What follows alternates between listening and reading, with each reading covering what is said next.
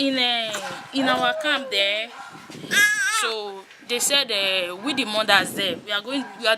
Lei dice che praticamente, intanto da quando le hanno trasferiti, lei ha avuto questa bambina da poco e quindi doveva avere un certo numero di controlli.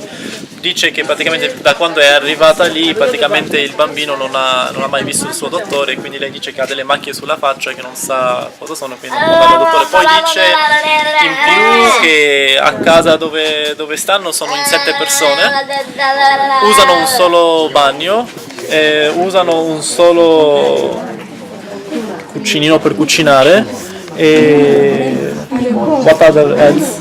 And Jesus Christ of Nazareth, I don't like eating Italian food because I'm breastfeeding my baby. Italian food is not heavy for me to eat because I do breastfeed baby every time. I don't know what to eat in Italian food, Italian shop.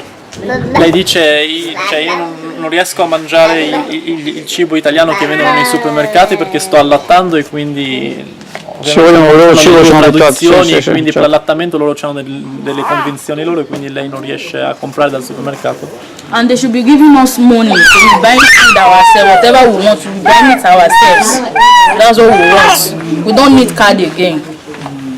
Lei dice sempre, come diceva la ragazza prima, del problema della carta, cioè che loro non vogliono questa carta e non riescono a...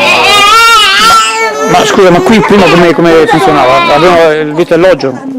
Qui prima praticamente avevano il loro pocket money, avevano il loro il pocket vitto, quindi gli veniva dato soldi in cash per comprarsi i libri, quindi loro si compravano ovviamente i libri secondo le loro tradizioni e cucinavano secondo le loro tradizioni.